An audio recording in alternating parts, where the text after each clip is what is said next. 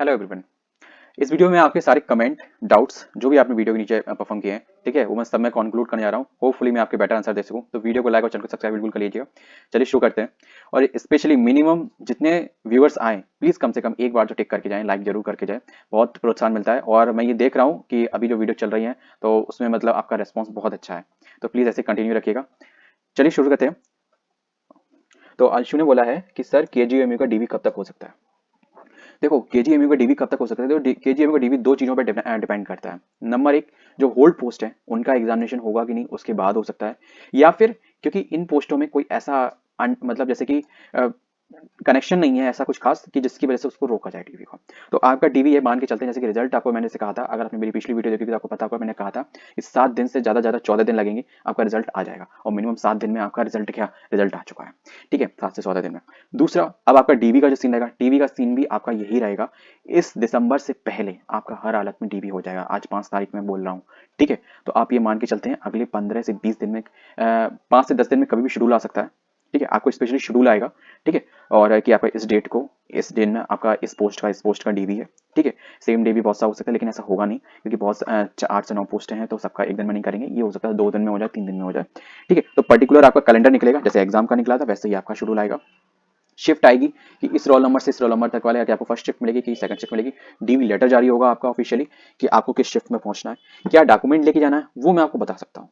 ठीक है, आपकी जो पोस्ट के अकॉर्डिंग है, 10th 12th ग्रेजुएशन हो या डिप्लोमा हो, रजिस्ट्रेशन हो, ठीक है, ये आपके डॉक्यूमेंट रहेंगे। प्लस आपका एक्सपीरियंस अगर पोस्ट में मांगा गया हो और आपने कहा हो कि यस मेरे पास है, तो आपको रिप्रेजेंट करना पड़ेगा। ध्यान रखना, और अगर आप ओबीसी और ईडब्ल्यूएस से हो तो स्पेशली सुन लें कि आप लोगों को अपना जो कास्ट सर्टिफिकेट है ना, इनका है ना, वो आपको लेके जाना है 1/4/2024 के बाद के इशू वाला। ठीक है, और 31 मार्च 2025 से पहले का इशू वाला। ध्यान रखना, डेट बहुत इंपॉर्टेंट है। एक दिन आपकी जिंदगी का पूरा लाइफ बदल सकता है। एक ध्यान रखना, ये लाइन प्लीज रिपीट करके देख लेना, डेट का विशेष ध्यान रखना। 1/4/2024 के बाद वाला, उससे पहले वाला वैलिड नहीं होगा। ठीक है, 1/4 और 31 मार्च 2025 के पहले वाला। ठीक है, दूसरी बात, अगर आपने 31 मार्च 2025 के बाद भी अपना ओबीसी और ईडब्ल्यूएस सर्टिफिकेट रिन्यू करवा लिया है या बनवा लिया है, दूसरा, ज्यादातर रिन्यू नहीं करवाते हैं, वो दूसरा ही बनवा लेते हैं, तो उस केसेस में आपको दोनों लेके जाने हैं। ये ऑब्वियसली बात है, अगर आप एक रेगुलर एग्जामिनेशन की तैयारी कर रहे हो, आपके पास सर्टिफिकेट अगर आप हैं उस कैटेगरी से, तो आपके पास होगा। ये क्रूशियल डेट की जो डेडलाइन है, ठीक है, ये उन लोगों के लिए मैंडेटरी नहीं करती है। सॉरी, ये एससी और एसटी और शायद पीडब्ल्यूडी के लिए मैंडेटरी नहीं करती है। ठीक है, पीडब्ल्यूडी की ऐसी कोई गाइडलाइन नहीं लिखी है, ठीक है, पर एससी और एसटी के लिए नहीं करती, इतना मुझे पता है। ठीक है, और यही आपके लिए मोड मैंडेटरी है। मूल निवास जरूर लेके जाना, ये हो गया नेक्स्ट डॉक्यूमेंट। इसके बाद आपको original ID, pan card, DL, voter ID, अभी वोटर का थोड़ा एसआईआर का चक्कर चल रहा है तो वोटर आईडी थोड़ा परहेज करना। पैन कार्ड और डीएल में से आपके पास जो भी हो दोनों लेके जाना, एक हो एक लेके जाना। प्लस आधार कार्ड लेके जाना, क्योंकि आपका वहां बायोमेट्रिक होगा। ठीक है, हो सकता है वहां वो आपको आधार कार्ड रिप्रेजेंट करने के लिए बोलते हैं, तो इसलिए इन सभी डॉक्यूमेंट की आपको 2 सेट लेके जाने हैं। ठीक है, और आपके मिनिमम 2 सेट हो गए। साइन कर मत करना, सेल्फ अटेस्टेड मत करना आप। ठीक है, और मिनिमम 4 फोटो लेके जाना। मिनिमम 4 बोला है तो 6 डाल के जरूर लेके जाना, क्योंकि अभी पिछले ही एक डीवी हुआ था उसमें मैं 6 ही डाल के लेके आया था और 4 उन्होंने मांग ली थी। ठीक है, तो आपके पास एक आध एडिशनल फोटो जरूर होनी चाहिए। ठीक है, तो इस चीज का आपको दिमाग में रखना चाहिए। तो ये आपका जो डॉक्यूमेंट हो गए, ये सारे हो गए। अब जनरल वाले क्या करें, अनरिजर्व कैटेगरी के जो कैंडिडेट है वो केवल और केवल अपना, ऑब्वियसली बात है, उन्होंने कोई कैटेगरी का सर्टिफिकेट इशू नहीं होगा। अगर आप जनरल के हैं और अगर आपने ईडब्ल्यूएस का सर्टिफिकेट इशू करवाया है और आपने उसमें बोला है कि मैं ईडब्ल्यूएस का सर्टिफिकेट मेरे पास है, ठीक है, और आपने उसका रिजर्वेशन का फायदा लिया है, तो आपको रिप्रेजेंट करना पड़ेगा, वरना आपका कैंडिडेचर कैंसिल हो सकता है। 1% चांस है, 0.1% चांस है कि आप बच जाए, आपको जनरल में फेंक दिया जाए। तो ये ध्यान रखना। और जनरल वाले अनरिजर्व कैंडिडेट जो भी है, वो एक बात ध्यान रखें, जनरल और अनरिजर्व थोड़ा सा एक ही बात है। ठीक है, अनरिजर्व कैंडिडेट जो भी है वो अपना, इसको छोड़ के बाकी सारे डॉक्यूमेंट आपको लेके जाने हैं। हाँ, निवास सबको कॉमन है, निवास है ना, केवल कैटेगरी का सर्टिफिकेट ही डिफरेंट है, बस दैट्स इट। बाकी और सारे डॉक्यूमेंट एज टू एज आपको लेके जाने हैं, कोई चेंजमेंट नहीं करना। फोटो स्टेट भी लगभग ऑलमोस्ट सेम यही करानी है। ठीक है, नंबर ऑफ फोटोज आपका सेम रखना चाहिए। ठीक है, और कुछ जैसे कि अपना एडमिट कार्ड है, वो आपको अगर आपके पास में है, परहेज है, तो बचा के रखना, वो भी जरूरी हो सकता है, क्योंकि एम्स में मांगते हैं तो हो सकता है इसके डीवी में भी मांगे। ठीक है, पर अगर आपके पास बचा के रखा है, नहीं मिल रहा है तो ढूंढ लो, क्योंकि हो सकता है जरूरत पड़े। अब मुझे ध्यान नहीं आ रहा, उसमें डीवी के लिए मांगा गया था, शायद ईएसआईसी वाले में डीवी के लिए मांगा गया था एडमिट कार्ड। और SGPGI चंडीगढ़ हुआ था, उसमें भी मांगा गया था। फिर उसका मैंने एक मतलब पर्टिकुलर प्रोसेस उनसे पूछा था कंसल्टेशन करके, तब फिर मैंने ऑनलाइन आपको अपडेट किया था। तो यहाँ पे आपका डीबी का दिक्कत हो गई, कब तक हो सकता है इसका मैंने आपको एक्सपेक्टेशन बता दिया। सबसे पहले जितना भी डेट है आज से ही अपने डॉक्यूमेंट ओके करके एक जगह सेट करके रखते हैं, क्योंकि बहुत सी गलतियां होती हैं जो हम टाइम टू टाइम करते हैं, फिर हमें धीमे धीमे करके याद आती हैं और फिर कंटिन्यू होता है। तो डीबी की बात हो गई अब आप कंप्लीट। हो सकता है अब इसके अलावा डीबी के लिए आपके माइंड में कोई क्वेश्चन नहीं रहा होगा, अगर फिर भी क्वेश्चन है तो कमेंट कर सकते हैं। ठीक है, रनन निरंजन ये कहेंगे पेमेंट करने के बाद भी सबमिट नहीं है। ठीक है, लिखा है सबमिट नहीं हुआ है ऐसा क्या?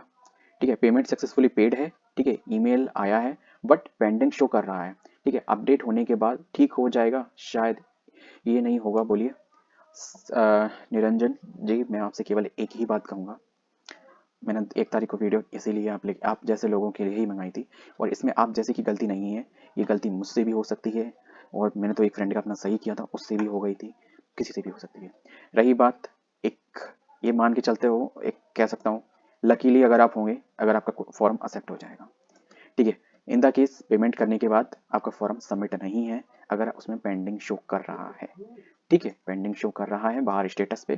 ठीक है, लेकिन अगर आपने सबमिशन कर दिया है, जैसे कि अगर आपने मेरी वीडियो देखी होगी, मैंने उसके लिए बनाया था। ठीक है, एक सेकेंड, इसमें नहीं भी दिख रहा।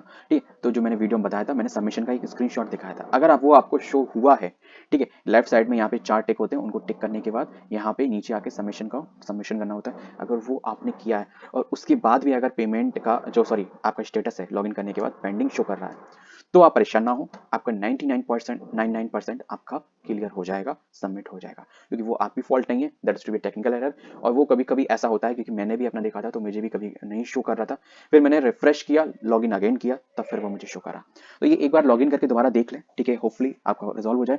लेकिन अगर आपने पेमेंट करने के बाद, मेरा भी ईमेल आया था जैसे आप कह रहे हैं, मैं भी आपकी तरह यही सोचा था, लेकिन फिर मेरे दिमाग में आया एक बार चेक करते हैं। ठीक है, फिर मैंने उसको सबमिट कर दिया। मेरे दिमाग जब मेरे फ्रेंड का जब मुझे उसने मुझे बताया, तो मेरे को एकदम तुरंत पता था। फिर मैंने कहा हमने की, और ये इस प्रोसेस में, इस पूरे काम में माँ से 5 से 10 मिनट लगे। ठीक है, मुझे रेस्पॉन्स होने में मेंटली। ठीक है, और फिर उसका फ्रेंड का जो कॉल आया उसके में फिर मैंने उसका सही किया तुरंत, और फिर मैंने आपको तुरंत वीडियो अपलोड करी।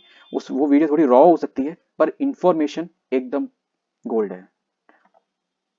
तभी कहता हूँ प्लीज यार सब्सक्राइब करके रखो तुरंत। मैं इसीलिए, मुझे जब मैं मेरी वीडियो कभी कभी रॉ होती है, एकदम बिल्कुल रफली बनाता हूँ। ठीक है, क्यों? क्योंकि मुझे ये जरूरत होती है कि आपको इन्फॉर्मेशन जानना ज्यादा जरूरी है, कि वो किस तरीके से लुकअप हो रही है वो इंपॉर्टेंट नहीं है। इन्फॉर्मेशन अगर आपकी सही टाइम पे सही जगह सही समय पे पहुंच गई आपकी, तो आपके बारे न्यारे हो जाएंगे। ठीक है, आप कम से कम एक अगर आपको इन्फॉर्मेशन वैल्यूएबल लगेगी, टाइम पे मिलेगी, टाइम पे पहुंचेगी, आपको कुछ पॉजिटिव आपकी लाइफ में कुछ एड अप होगा, तो ऑब्वियसली बात है आप अच्छा कमेंट करके जाओगे, थैंक यू बोलोगे, या किसी भी तरीके से आप ग्रीट जरूर करोगे। ठीक है, how do we know from the score card that the exam is clear और नॉट? आप अपने स्कोर कार्ड से कैसे जान सकते हैं कि आपका एग्जाम क्लियर है या नहीं? पहली बात, उसमें क्वालिफाइड लिख के आ रहा है, क्लियर्ड का और नॉन क्लियर्ड का ऐसा कोई सीन है नहीं। दूसरी बात, अगर स्कोर कार्ड में अगर आपके 50 नंबर हैं, एससी सॉरी ओबीसी ईडब्ल्यूएस और जनरल वाले, तो आपका उसमें क्वालिफाइड लिख के आएगा। ठीक है, और अगर आपके 45% के आसपास हैं, 45 से ज्यादा हैं या 45% हैं, और अगर आप एससी एसटी से हैं, तो आएगा। अगर इन दोनों केसेस में ऐसा नहीं है, ठीक है, और अगर वहां पे कुछ भी नहीं लिख के आ रहा है और आपके केवल नंबर शो हो रहे हैं, तो वो नंबर या तो 45 से कम होंगे या 50 से कम होंगे, कैटेगरी के अकॉर्डिंग, वाइस वर्सा। ठीक है, तो अब आप बात समझ गए होंगे कि आपको क्लियर्ड है या नहीं। दूसरी बात यह है, अगर इन द केस अगर आप क्वालिफाइड भी हैं, देखो यहाँ पे लिखा है so if you got the rank you are qualified. No, आप, हाँ नहीं, रैंक है, क्वालिफाइड हैं, पर सिलेक्टेड नहीं हो आप। क्वालिफाइड तो हो आप, ये बात मैं कह सकता हूँ, क्योंकि उसमें क्वालिफाइंग का जो क्राइटेरिया है वो है कि आपको 100 में से 50 नंबर आने चाहिए, और 100 में से 45 आने चाहिए एससी एसटी वालों के। ठीक है, तो बाकी रेस्ट ऑफ कैटेगरी के 50% आने चाहिए, तो आप क्वालिफाइड तो हो, इससे मतलब नहीं है। पर आपको क्वालिफाई करने आए थे, 50 नंबर लेने आए थे, या सिलेक्शन लेने आए थे? सिलेक्शन की बात करते हो तो सिलेक्टेड आप नहीं हो, क्योंकि सिलेक्शन डिपेंड करेगा रैंक के अकॉर्डिंग, आपके नंबर के अकॉर्डिंग रैंक बनेगी, आपकी कैटेगरी के अकॉर्डिंग रैंक बनेगी, फिर उसके अकॉर्डिंग टॉप 30 लिए जाएंगे। ठीक है, 38। ठीक है, अब वो कोई भी सीन हो सकता है, 100 जिसकी रैंक हो वो आ जाए। जैसे फॉर एग्जांपल कोई ईडब्ल्यूएस कैंडिडेट है, उसकी 98 रैंक है, और वो टॉप 9 में या टॉप 10 में आ सकता है, तो वो ऑब्वियसली अनरिजर्व में चला जाएगा। ठीक है, तो वो सिलेक्टेड है, तो ये सीन हो सकता है। Next, sir which document are required for the general category of visited? मैंने अभी आपको ये आंसर मैंने स्टार्टिंग में ही ये जो है अंशु जी ने पूछा, तो मैंने वहाँ उन्होंने कंप्लीट आपको जवाब दे दिया। तो राहुल परशर, ठीक है, आपका जवाब मेरे ख्याल से हो गया, तो मैं यहाँ पे टिक कर देता हूँ। मैंने आप लोगों के कमेंट सीन कर लिया। मुझे थोड़ी खुशी होती है, आप लोग रेस्पॉन्स करते हो। ठीक है, नितेश बोल रहे हैं मेरा सब कैटेगरी डिफरेंट में, डिफरेंट DIFF क्या मतलब, डिफेंस वाला है क्या? डिफेंस में फर्स्ट रैंक है, क्या चांस है? देखो सीधी सी बात है, किसी भी कैटेगरी में अगर आपकी फर्स्ट रैंक है ना, चाहे सब कैटेगरी हो चाहे ओरिजिनल कैटेगरी हो, है ना, सब कैटेगरी मतलब हॉरिजॉन्टल रिजर्वेशन में आपको बता दूं, इसमें जैसे कि एक्स सर्विसमैन आते हैं, PWD आते हैं, ठीक है, और वुमेन्स या फिर और क्या आता है, यही रहते हैं, और फ्रीडम फाइटर, डिफेंस। तो अगर ऐसा एक्स सर्विसमैन, तो ये सब चीजें अगर आपकी फर्स्ट रैंक है और उसमें अगर पोस्ट है तो पक्का चांस है भाई नीतीश कुमार ओझा, तो फिर तो पक्का ही चांस है आपका, फिर क्या ही है, कॉन्ग्रेचुलेशन। अगर पोस्ट है, मुझे सिंपली ये नहीं पता है कि आप किस पोस्ट में आपने अप्लाई किया, दूसरा मुझे ये भी नहीं पता है कि उस पोस्ट में आपकी डिफेंस में आपकी मतलब पोस्ट है भी या नहीं, ठीक है, तो अगर ऐसा सीन है तो आप पक्का क्वालिफाइड हो। फर्स्ट रैंक वाला तो यहाँ पे या तो आपको पता है शो ऑफ करने आए हो, लेकिन कोई बात नहीं, आपने बताया कि फर्स्ट रैंक है, that's to be too good. ठीक है, तो यहाँ पे बहुत लोगों को प्रोत्साहन भी मिलता है कि भाई फर्स्ट रैंक वाला भी बंदा है यहाँ पे। तो संदीप कुमार बोल रहे हैं ये फॉर्मेलिटी की है, फॉर्मेलिटीज की है, सॉरी पता नहीं क्या कहना चाह रहे हैं आप। ठीक है, सुदीक्षक सर ऐसी कैटेगरी रैंक 12th है, चांस है क्या? चांस तो यार देखो बिल्कुल है। ठीक है, एससी में कितनी पोस्ट है ये देखो पहले नंबर, ठीक है, और आपके नंबर कितने हैं वो डिसाइड करेंगे। एससी रैंक अगर आपकी 12 है और अगर उसमें पोस्ट आपकी 12 या 12 से ज़्यादा है तो ऑब्वियसली आप एलिजिबल है, इसमें कोई दो राय ही नहीं है। ठीक है, तो ये आप देख के चलें। नेक्स्ट, अगर जैसे कि फॉर एग्जांपल अभी मैंने एग्जांपल दिया EWS वाला, OBC वाला, कि अगर उसकी रैंक इतनी आती है तो इतने पे पहुंच सकता है, तो यही सीन आपके लिए भी एलिजिबल है। EWS, OBC, SC, ST सबके लिए एलिजिबल है। Next sir, next exam AIIMS vacancy कब आएंगी? नेक्स्ट एम्स वैकेंसी कब तक आएंगी? देखो इनका सीन जो रहता है ना, ईयर की स्टार्टिंग और ईयर की लास्ट में रहता है ना, तो अगर लास्ट अगर हम मान के चलें तो इसका एग्जामिनेशन अभी हो जा रहा है एम्स का, तो इस बार उम्मीद है मार्च के बाद आएंगी। ठीक है, फाइनेंशियल ईयर चेंज होने के बाद आएंगी, सेम फाइनेंशियल ईयर में नहीं आती हैं। ठीक है, वो चीज़ जैसे कि फाइनेंशियल ईयर चेंज हो जाना चाहिए, और मिनिमम में से तो 6 महीने का गैप रहता है रफली। ठीक है, एक नोटिफिकेशन के पूरा कंप्लीट होकर लगभग दूसरे नोटिफिकेशन की लगभग स्टार्टिंग में लगभग 6 महीने का गैप रहता है। तो अब जैसे कि ये अभी नवंबर में आई हैं, तो अब नवंबर से 6 महीने आप अपने आप लगा लो कि मार्च अप्रैल में, मैंने जैसे कि आपसे कहा कि अप्रैल में आपको देखने को मिल जाएंगी। नेक्स्ट आपकी बात करें कि अभय यादव भाई KGME फार्मासिस्ट में रैंक के हिसाब से सिलेक्शन होगा या मार्क्स के, अगर रैंक 20 है हो OBC में और मार्क्स 64 हो तो क्या चांस है? कुछ भी हो सकता है, जैसे कि मैंने अभी ऊपर बताया EWS वाला एग्जांपल, सेम प्रोसेस आपके लिए भी अप्लीकेबल होता है। आपकी रैंक 20 है, 64 नंबर है, पर आपसे ऊपर वाले कितने कैंडिडेट हैं जनरल में चले जाएंगे। ठीक है, तो आपकी रैंक 20 हो और OBC में, अगर OBC में आपकी रैंक 20 है तो थोड़ा सा डाउटफुल है, क्योंकि OBC में अगर 38 के अकॉर्डिंग आपकी वैकेंसी कितनी होंगी, मेरे ख्याल ज़्यादा से ज़्यादा 10 के आसपास होंगी। ठीक है, तो 10 के आपके आसपास है और आपकी रैंक केवल OBC में 20 है, तो थोड़ा डाउटफुल है, ये आप सिंपल से मान के चलें। अब यहाँ पे कैंडिडेट बहुत से निकलेंगे जो एलिजिबिलिटी पे भी अफेक्ट करेंगे, एक्सपीरियंस पे भी अफेक्ट करेंगे। ठीक है, तो और रजिस्ट्रेशन की लास्ट डेट, सॉरी आपकी जो रजिस्ट्रेशन होता है फार्मासिस्ट का, उसका रजिस्ट्रेशन वो मैटर करेगा। कहने का सीन यही है कि जब तक DV नहीं हो जाता, DV के बाद भी एक लिस्ट निकलेगी, ठीक है, तब आपका क्लैरिफिकेशन होगा कि आपका सिलेक्शन होगा नहीं होगा। ठीक है, आप DV में भी आपके लगभग ऐसा नहीं है, लगभग 1 से 2 गुना कैंडिडेट लिए जाएंगे, केवल 38 के 38 नहीं निकालेंगे।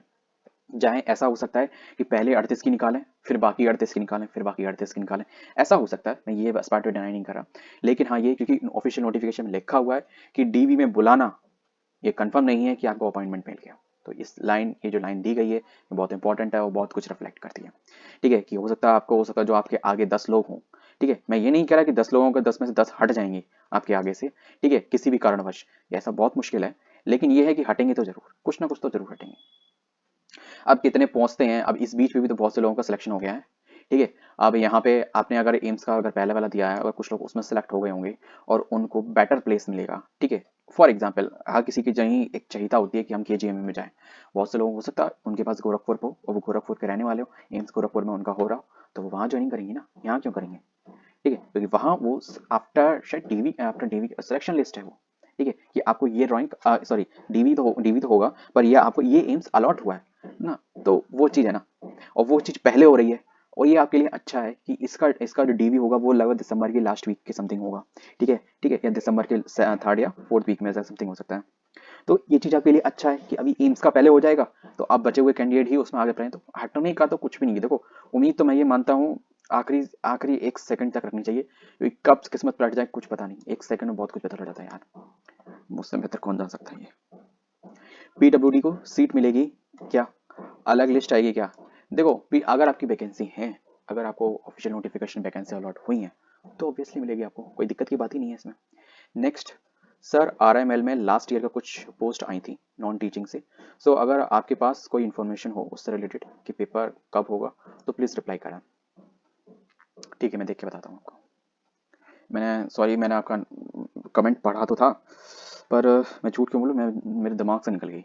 वो ऐसा था ना, एम्स का डीवी का आया, तो एम्स का डीवी का तो उसमें बहुत सारे एम्स के कमेंट थे, तो मेरा दिमाग एम्स में थोड़ा चला गया।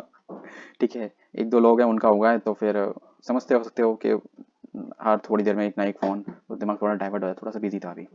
मैं देखता हूँ, मे बी अगर कोई ऐसा बंदा मिल गया जो आरएमएल में पिछली, अच्छा मुझे ये बता सकते हो आप कि लगभग पिछले ईयर में निकली थी या पिछले ईयर में सिलेक्शन हुआ था, ये केवल मुझे एक बार थोड़ा कंफर्म करके बताओ, क्योंकि हो सकेगा एक बंदा है आरएमएल में, अगर अगर वो उसी ईयर का है, ठीक है, इस वजह से ये हुआ है लास्ट ईयर का, ठीक है, तो फिर मैं उसी से कंफर्म हो जाएगा, उसके पास हो सकता है अगर पेपर पेपर भी मिल जाए। लेकिन अगर आरएमएल में हुआ है, अच्छा, तो तुम्हारा ये वो वाला होगा, समझ गया। आरएमएल में ये 2023 वाली जो 2024 में पोस्टिंग हुई होगी, am I not wrong to comment करना भाई अमित सिंह। ठीक है, तो ये जो इसमें आरएमएल था, और ये दिल्ली का एक और हॉस्पिटल था नजफगढ़ वाला, नजफगढ़ करके वो था, तो इन आरएमएल का बहुत देर तक चला था, थोड़ा एक दो पोस्ट पे कोर्ट केस भी चला था। हाँ, दिमाग में आया है। ठीक है, उससे रिलेटेड पेपर कब होगा? ठीक है, तो अगर उससे रिलेटेड आप पेपर मानते हो, तो जैसे कि जो मैंने अभी पिछली वीडियो में बताया है कि आरएमएल का पेपर लगभग 1 से 1.5 महीने में होगा, वो उसी आधार पे बताया होगा यार, इसी आधार पे बताया, क्योंकि वो जो पेपर जब एप्लीकेशन आया था, वो नवंबर में ही आया था, जब जे एमसीआर की स्टार्टिंग हुई थी।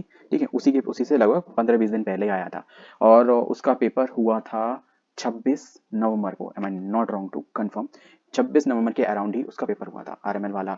और उसमें बहुत सारे, जैसे कि जो बड़े बड़े सेंट्रल के जो हॉस्पिटल हैं, स्टेट के बड़े बड़े हॉस्पिटल हैं, ये सब इन्वॉल्व थे, जैसे कि दिल्ली का नजफगढ़ वाला है, आरएमएल है, ठीक है, और मुझे के एसएसआई है, ठीक है, कुछ इस तरीके के लोग, ये सारे इंस्टीट्यूशंस इन्वॉल्व थे उसमें, 6 जाने 7 इंस्टीट्यूशंस थे।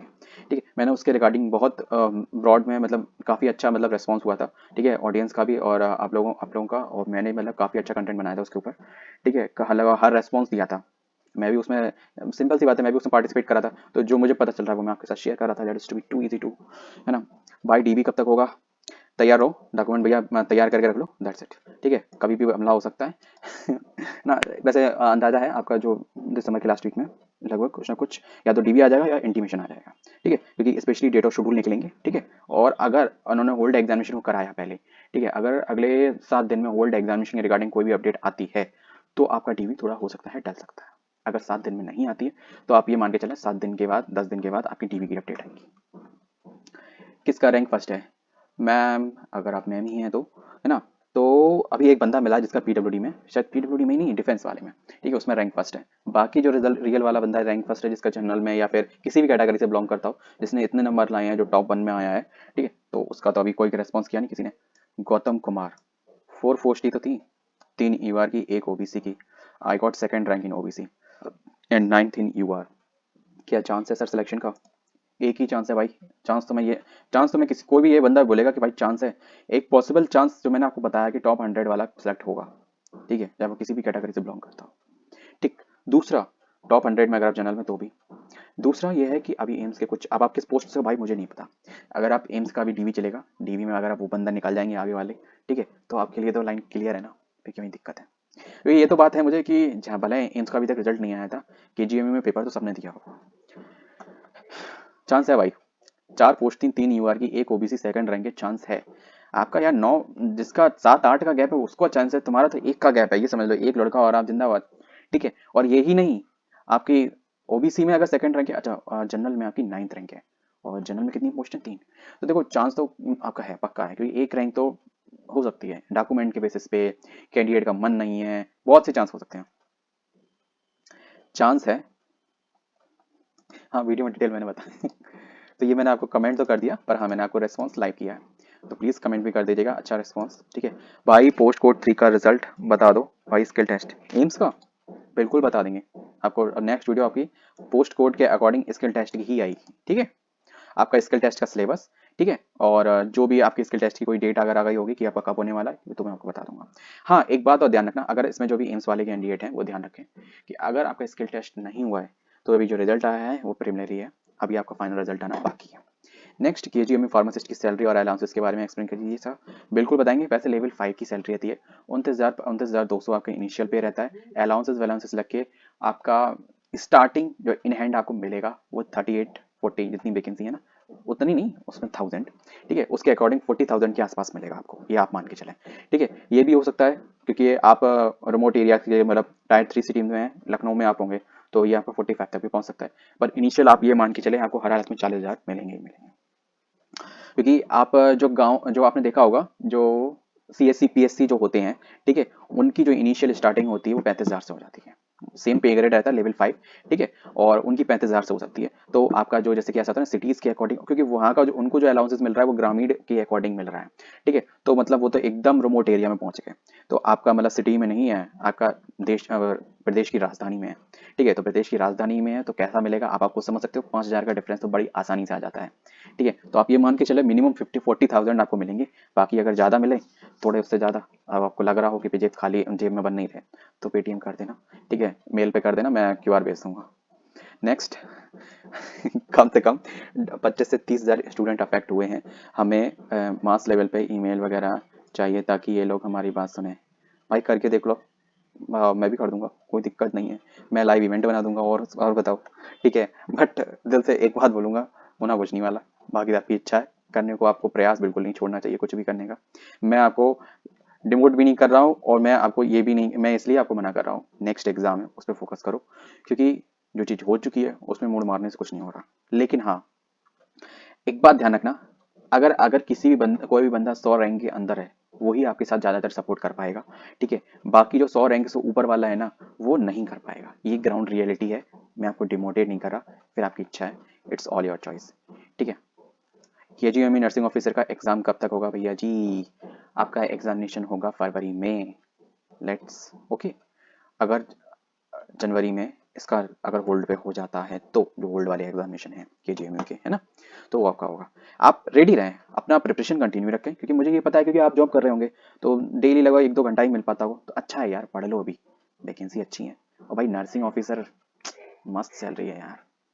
मेरे से जूनियर जूनियर लोग हैं ना, ठीक है, वो कभी कभार मिलने आते, मिठाई देने आते हैं कि सर आप क्या कर रहे हो, तो दिल में खुजली होने लगती है कि पता नहीं यार, रेस्पेक्ट में पूछ रहे हैं कि सर बेइज्जती कर रहा है पर दिल से खुशी होती है। बहुत से लोग मेरे जानकारी के हैं जो नर्सिंग में लग चुके हैं, ठीक है, और ये चीज़ लगती है कभी कभी, क्या सोचता हूँ नर्सिंग कर लिए होते तो अभी तक शायद ज्वाइनिंग हो गई होती। पर I love my profession pharmacy, ठीक है, क्योंकि हमारे बिना कोई काम नहीं कर सकता हम अगर दवा नहीं देंगे तो कोई काम क्या करेगा, ठीक है, डॉक्टर पेशेंट को ट्रीट कैसे करोगे। नेक्स्ट, लोगों को कोर्ट केस करना चाहिए, ओनली ऑप्शन, ओके, 1 साल डिले हो सकता है अगर कोर्ट केस किया किसी ने तो। संदीप कुमार, ये गेम खेल रहे हैं या फॉर्मेलिटी की गए हैं, की गई है? ऑब्वियसली यार फॉर्मेलिटी की गई है, ठीक है। अब जाए कुछ भी कर समझ सकते हो। अब मैं ये मान सकता हूँ जब मैं लॉगिन करके देख रहा था ग्रेविनेस में, वहाँ पे आंसर की शो होनी चाहिए, वो शो नहीं हो रही थी, और ये शाम के 4, 4:30 या 4:45 की टाइमिंग की बात है, ठीक है। तो अब मैं कैसे एक्सपेक्ट कर सकता हूँ कि 11 बजे जिसने खोली होगी या 12 बजे किसी खोली होगी, मैंने सोचा मेरी नहीं खुली तो भाई अगले बंदे किसी की खुली होगी। तो अगर किसी की खुलेगी तो कमेंट जरूर करेगा वो, है ना, इतना मुझे पता है, मेरी ऑडियंस इतनी लॉयल तो है कि अगर कुछ ऐसा होता है तो वो रिस्पॉन्स जरूर करती है ना, क्योंकि सब सैफई वाला हुआ था तो उसमें रॉन्ग मेल गया था लगभग, क्योंकि मेरे कनेक्शन में लगभग 4-5 लोगों के आए कि भाई मेरा हो गया, डीवी कब होगा, कैसे क्या होगा, ये थोड़ा बताओ मुझे कि कैसे करना है। मैंने कहा आपके कितने नंबर है? ये इतने नंबर है। हमने कि मेरे इनसे लगभग 20-25 नंबर ज़्यादा है, मेरा नहीं हुआ और इनका कैसे हो गया। फिर उन्होंने मुझे मेल भेजा, तो उस वक्त वो मेल मेरे पास नहीं आया था, ठीक है, उन्होंने मुझे मेल भेजा, ठीक है, फिर मैंने अपना मेल चेक किया, मैंने कहा यार मेल तो मुझे भी आया, मैंने चेक ही नहीं किया, ठीक है, फिर मैंने मेल पढ़ा फिर मैंने ऑफिशियल साइट पे गया। फिर जब तक मैं ऑफिशियल साइट पे गया ना तो उसके लगभग आधे 1 घंटे बाद मैंने वीडियो बना दी थी उसके रिगार्डिंग, जैसे मैंने वीडियो बनाई जस्ट उसके बाद तुरंत मेल आया कि मतलब ये जो जो सब लोगों के पास गया है, ठीक है, और कि मतलब ये फॉल्स मतलब हो गया है, तो ये इसमें केवल वही लोग आए जिनका फाइनल लिस्ट में ऑनलाइन जैसे वेबसाइट पे नाम दिया गया लिस्ट में सिलेक्शन में, ठीक है, केवल वही लोग आए और इसके अतिरिक्त कोई ना आए, ठीक है। उन्होंने बाकायदा स्पेशली नोटिस निकाला था ये कि एक कोई टेक्निकल एरर के कारण, कोई इशू के कारण ये मेल सबको फॉरवर्ड हो गया है ना। मेरे पास ऐसा भी हुआ जैसे कि एडमिट कार्ड का इशू हुआ था, तो उन्होंने मुझे एडमिट कार्ड मेल किया था और उसके साथ साथ लगभग 4-5 और किसी न किसी के, कोई एक जयपुर का कैंडिडेट था, कोई एक इधर नागपुर का था, किस किस के एडमिट कार्ड आ गए थे, 4-5 मेरे पास एक्स्ट्रा एडमिट कार्ड आ गए थे। मेरा नहीं आया था उसमें, मुझे ये नहीं समझ में आया कि भेजा क्यों गया। फिर मैंने तो अपना डाउनलोड कर दिया था। उन्होंने ऐसा इसलिए भेज दिया था क्योंकि बहुत से लोगों को दिक्कत होती थी, लास्ट मिनट कुछ सर्वर इशू हो रहा था, कुछ भी इशू हो रहा हो, मतलब टेक्निकल इशू के कारण कुछ इशू हो रहा था जिसकी वजह से डाउनलोड नहीं हो रहे थे एडमिट कार्ड। मैंने लगभग बहुत तिगड़म लगा ली क्योंकि उसमें लॉगिन डाल रहे थे, पासवर्ड हर बार चेंज हो रहा था। तुम फॉरगेट के लिए जाओगे 5-10 मिनट उसमें भी बर्बाद हो जाएंगे और उसमें भी रेस्पॉन्स ओटीपी नहीं आ रहा था। सबसे बड़ी बात दिक्कत ही हो रही थी। भाइयों देखो, मैं कोई भी नहीं, लेकिन अगर लोहिया का पेपर डालोगे तो भी अगर करोगे तो ऐसा होता है, लेकिन ये भाई गलत है। आप अपनी तरफ से होता है। देखो, आंसर की एनालिसिस करो और मेहनत करो। कोर्ट कचहरी के पास सिर्फ चूतियापा है, ठीक है भैया। मैं नहीं बोल रहा हूँ, ये बंदा बोल रहा है। ये सब कुछ नहीं होना है, बस मेहनत करो और सब लोग। भाई आप लोग, आपका कमेंट अच्छा है, पॉजिटिव है, पर सबका रिजल्ट, ये बात तो मैं भी कहूँगा, कोर्ट कचहरी के चक्कर में छोड़ो। मतलब उस रेंज पे फोकस ना करो, अपनी काम पे फोकस करो, नेक्स्ट एग्जाम पे फोकस करो। ये भाई ने डीआरएक्स फार्म ब्लॉक जो जिन्होंने जो रेस्पॉन्स किया बहुत सही किया, ठीक है। क्योंकि अब ऐसा ना उस चक्कर में फंस के, मैंने तो ये देखा है एसजीपीजीआई लखनऊ का था, हुआ। कोई आपके पास, अच्छा एक बताओ, आपके पास क्या प्रूफ है? सबसे बड़ी बात, कोर्ट प्रूफ मांगता है, आपके पास कोई प्रूफ नहीं है ना। तो कंप्यूटर में कुछ भी हो सकता है। तो ये बात मान के चलें, अपना नेक्स्ट एग्जाम पे फोकस कर, दैट्स इट। एम्स का है, आरएमएल का है, अगर आप एमपी से बिलोंग करते तो एमपी का है ना। एमपी में भी जल्दी डीआई की और आने वाली है, तो तैयार रहिएगा फार्मेसी की तलवार लेके। नेक्स्ट, किसकी किसी की ईडब्ल्यूएस रैंक अंडर 15 है क्या? चलो, ये तो मेरे लिए सवाल है ही नहीं।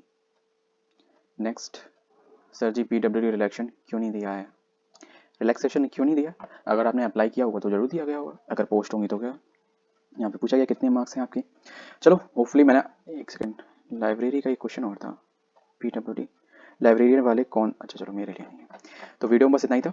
तो उस वक्त का मैंने आपके सारे डाउट्स क्लियर कर दिया हूँ। कोई और डाउट अगर रह गया तो कमेंट कर दीजिएगा। मिलते हैं नेक्स्ट वीडियो में किसी और के साथ। जय हिंद। और हाँ, जो कुछ अपडेट है, जो ऑफिशियल नोटिफिकेशन में आई है KGMU की, मैंने उसकी वीडियो बना दी है। हो सकता है उसकी वीडियो भी थोड़ी लंबी हो, 1.5x में देख लीजिएगा, ठीक है, थोड़ा सा मतलब फास्ट में देख लीजिएगा, पर कोई चीज़ छोड़िएगा मत, क्योंकि उसमें मैंने भी कुछ टू द पॉइंट डिटेल के बारे में बात किया गया है। एग्जाम में सिलेक्शन आपका कैसे होगा, कैसे आपकी डीवी का प्रोसेस होगा, कितने लोग बुलाए जाएंगे, क्या क्या चीज़ें स्टेप्स रहेंगी, किन चीज़ों में आपको रिजेक्ट किया जा सकता है, वो सब लगभग मैंने उसमें डिस्कस किया है ऑन डेप्थ। और एक ऑफिशियल नोटिस आया था, तो वो आपको जानना बहुत ज़रूरी था। उसमें फार्मेसी वाले नहीं थे उस नोटिस में, वो नोटिस फार्मासिस्ट वालों के लिए नहीं है, ठीक है, एक्सेप्ट फार्मासिस्ट जितनी पोस्ट थी उन सभी के लिए है, ये ध्यान रखना। तो मिलते हैं नेक्स्ट वीडियो में। जय हिंद।